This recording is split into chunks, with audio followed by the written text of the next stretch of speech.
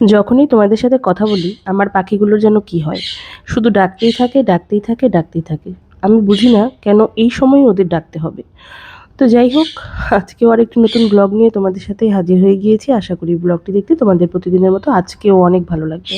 নমস্কার বন্ধুরা, আমি শম্পা। তোমাদের ভালোবাসায় আর ভগবানের আশীর্বাদে আমিও অনেক ভালো আছি। আশা করি তোমরা সবাই অনেক ভালো আছো। তো পুরো ব্লগটি তোমরা দেখতে থাকো। তো আমি এখানে বাসায় আজকে গ্রিল চিকেন বানাবো, আর এই জন্যে বাজার থেকে একদম স্কিন সহকারে চিকেনের পুরোটা চিকেন স্কিন সহকারে আনতে বলেছি তোমাদের দাদাকে। তো সেটাই করেছে, আর এইটাই আমি এখন আমার ওভেনে গ্রিল করব। তো চিকেনটাকে আমি প্রায় 3 ঘন্টার মতন ম্যারিনেট করে রেখে দিয়েছিলাম।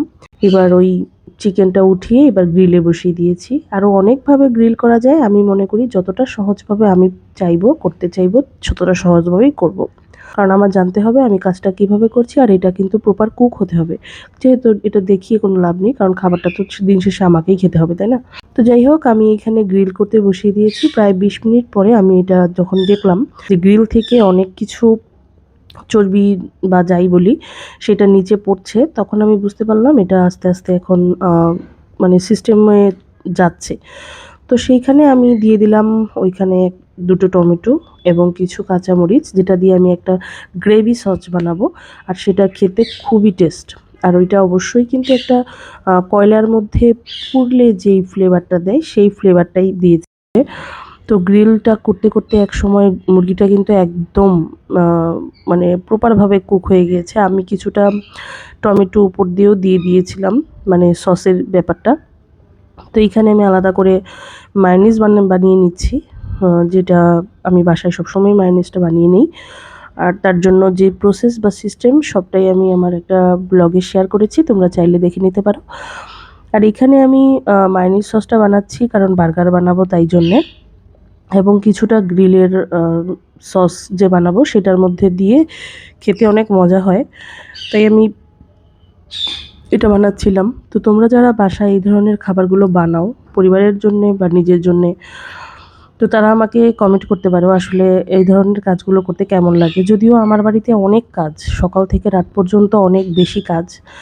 তো তারপরে এই কাজের ফাঁকেই আমাকে এগুলো করতে হয়, কারণ সবাইকে আনন্দ দেওয়ার মাঝে নিজেরও কিছু শেখার ব্যাপার থাকে। আর আমি এই কাজগুলো করতে অনেক বেশি ভালোবাসি।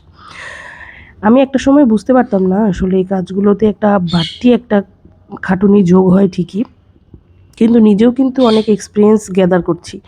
তো যেটা আমি আগে বুঝতে পারতাম না, আগে মনে করতাম আসলেই তো কষ্ট হচ্ছে বা কিছু একটা, কিন্তু আমি যতক্ষণ এই কাজটা নিজে হাতে না করব আমি ততক্ষণ কিন্তু বুঝতে পারবো না আসলে এই কাজটা আমাকে কিভাবে করতে হবে। হয়তো আমি আজকে এই কাজের জন্য কোনো আলাদা কমপ্লিমেন্ট পাচ্ছি না, হয়তো ভালো হয়েছে, মজা হয়েছে, খাচ্ছি দাচ্ছি এই পর্যন্তই, কিন্তু একটা সময় আমি হয়তো এই কাজের জন্য কোনো পেমেন্টও পেতে পারি।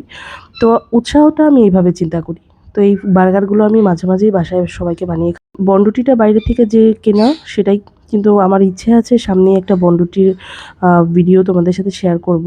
ওইটা আমি ওভেনে বানাবো আর কি। তো জানি না সেটা কবে হবে, কারণ আমি তো আগেই বললাম অনেক কাজের ফাঁকে যদি কিছু করতে চাই তাহলে অবশ্যই সেটা কাজ করে তারপর আমাকে আলাদা করে করতে হয়। আর আমি এমন নয় যে কাজের পরে একদম চিত হয়ে শুয়ে থাকি। তো তারপর আমি আবার নিজেকেও একটু সময় দিই, আমার নিজেরও পড়াশুনো আছে, আমি অনেক ধরনের কাজ করতে ভালোবাসি। আর এমন নয় কেউ এই কাজগুলো করতে আমাকে গায়ের উপর চাপিয়ে দিয়েছে এগুলো তোমাকে করতেই হবে। সংসারটা আমার নিজের এবং কাজগুলোও আমার নিজের। আমার নিজের জীবনটা আমি কীভাবে উপভোগ করবো সেটা একান্তই আমার ব্যক্তিগত ব্যাপার। তো সবাই ভালো থাকবে, নতুন ভিডিও নিয়ে দেখা হবে। আজকের মতো এইটুকুই, বাই বাই।